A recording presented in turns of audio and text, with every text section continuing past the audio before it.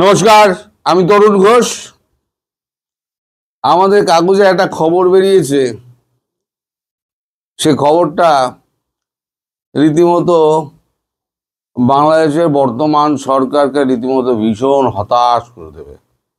হতাশ এই কারণে করবে, এত তড়ি ঘড়ি করে, এত তাড়াতাড়ি করে সমস্ত হাসিনার বিচার ফিচার কমপ্লিট করে তাকে ঝোলানোর সমস্ত ব্যবস্থা যখন করা হলো, তখন দেখা গেল যার কাছে শেখ হাসিনা রয়েছেন সে একদম বেঁকে বসে আছে। ভারতবর্ষ তো শেখ হাসিনাকে দেবে না। এখন আমাদের এখানে একটা খবর বেরিয়েছে, আমার খবরটা উল্টো হয়, তাই আমি এখানে মোবাইলে আমি মিরর এফেক্ট দিয়ে রেখে দিয়েছি। মিরর এফেক্টটা দেখুন আপনারা। হাসিনাকে ফেরাতে বাধ্য নয় ভারত, ইঙ্গিত চুক্তিতে। আনন্দবাজারে খবরটা বেরিয়েছে। এই যে খবরটা, এই খবরটার মধ্যে পরিষ্কার রয়েছে যে চুক্তিটা রয়েছে 13টা পয়েন্ট তার মধ্যে রয়েছে। তার মধ্যে একটা পয়েন্টে আছে যে যদি দেখা যায় যে কোনো প্রত্যর্পণের ব্যাপার পেছনে রাজনৈতিক প্রতিহিংসামূলক কোনো কিছু রয়েছে, ইঙ্গিত রয়েছে, বা তাকে চরম শাস্তি দেওয়া হবে, এবং দুদেশের মধ্যে তার বিরুদ্ধে দুদেশেই কোনো রকম মামলা নেই, এক দেশে আছে এক দেশে নেই, তাহলে পরে সেই চুক্তি কিন্তু মান্যতা পাবে না এই হস্তান্তরের ব্যাপারে। এবং কালকে যখন বিচার প্রক্রিয়া শেষ হলো তখনই ভারত বুঝে গিয়েছিল যে এটা তো ক্যাঙ্গারু কোর্ট, এই কোর্টে তো যা বিচার হবে তো হবে। সে ভারতবর্ষ আপনারাও জানতেন, আর ভারতবর্ষের নেতারা যারা দেশ চালাচ্ছেন তারা তো আরো ভালো জানতেন যে এইটা একটা ক্যাঙ্গারু কোর্টের চূড়ান্ত রায় হবে, তাকে ফাঁসিতে ঝোলানো হবে। তার আগেভাগেই সব ঠিকঠাক করে রাখা হয়েছিল। চিঠিপত্রতা আসবে, চিঠিপত্র দিতে হবে, তা মুখে কিছু না বলে জুতিয়ে খাল খিচে দেওয়া যাক। কিরকম জুতিয়ে খাল খিচে দেওয়া যাক? এই কারণে জুতিয়ে আমি বলছি, সেটা হচ্ছে চুপচাপ তার সিকিউরিটি বিফাপ করে দেওয়া হলো। Z+ থেকে Z++ করে দেওয়া তার সিকিউরিটি। তার এখন থেকে শেখ হাসিনা যে নিরাপত্তা পাবেন, সেই নিরাপত্তাটা হলো আমাদের প্রধানমন্ত্রী, স্বরাষ্ট্রমন্ত্রী, প্রতিরক্ষা মন্ত্রী, তারপর আমাদের বাণিজ্য মন্ত্রী, বিদেশ মন্ত্রী, NSA অজিত দোভাল, যে সমস্ত নিরাপত্তা পান সেই নিরাপত্তা Z++ সিকিউরিটি করে দেওয়া হলো। একজন আমার প্রশ্ন করেছেন, বলেছেন শুধরে দেওয়ার জন্য, না তাকে SPG সুরক্ষা দেয়। আমি ওই ভদ্রলোককে জানাই যে SPG হচ্ছে স্পেশাল প্রোটেকশন গ্রুপ। এই SPG এরা কিন্তু Z+ নিরাপত্তার মধ্যে থাকে। SPG Z+ নিরাপত্তা হচ্ছে, আপনাদের একটুখানি বোঝাই, সেটা হচ্ছে 4টে স্তরে ভাগ করা থাকে। যিনি আছেন VIP, তাকে 4টে স্তরে নিরাপত্তার ঘেরাটোপে রাখা হয়।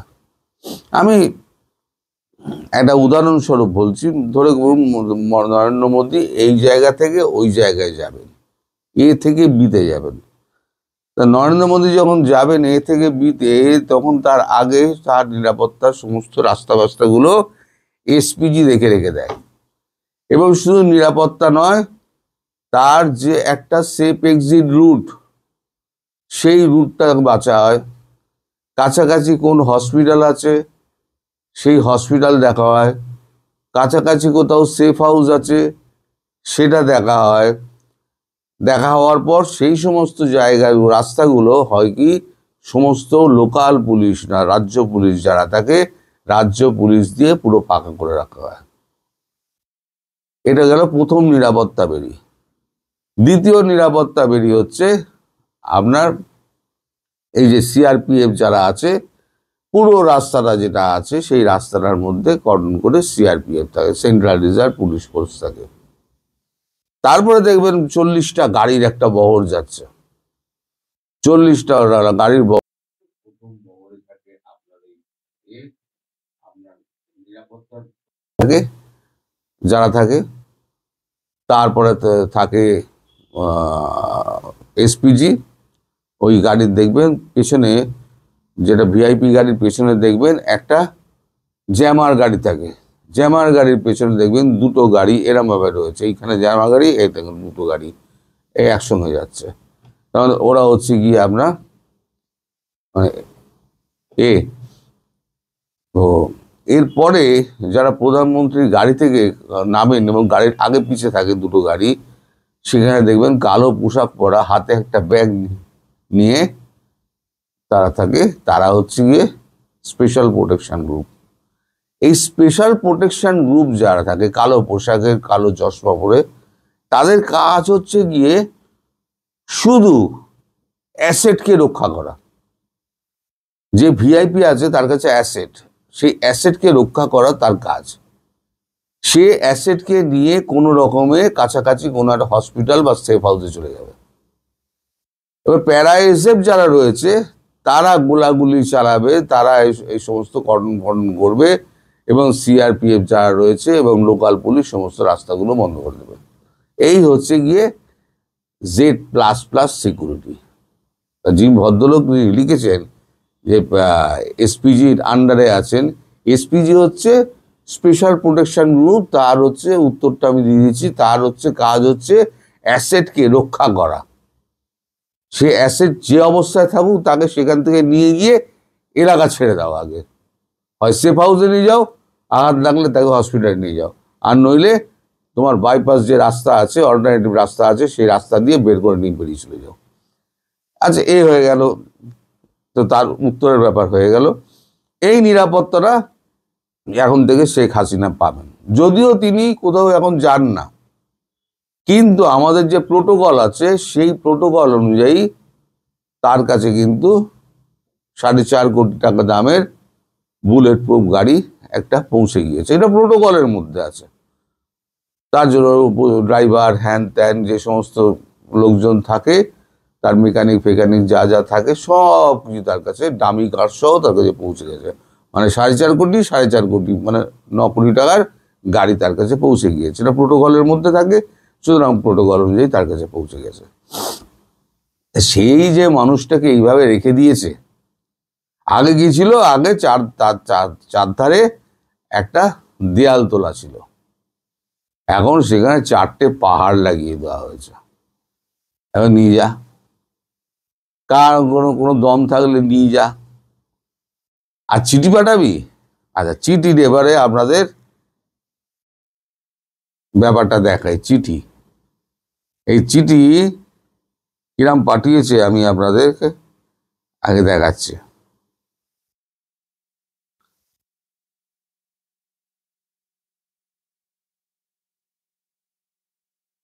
আদিত্য রাজ কাউল তিনি একটা পোস্ট করেছেন, আমি পোস্টটা পড়ে শোনাচ্ছি আপনাদের। Bangladesh interim government asked Indian government to hand over former Prime Minister Sheikh Hasina to Dhaka as part of extradition treaty between India and Bangladesh. Hasina was earlier today given death sentence by ICT Tribunal Dhaka. Hasina was sought refugee in India. আচ্ছা, এবার চিঠিটি কি পাঠিয়েছে? এই চিঠিটি পাঠিয়েছে হচ্ছে এইটা, আপনারা দেখতে পাচ্ছেন কিনা জানি না। চিঠিটা হচ্ছে এইটা, হচ্ছে চিঠি।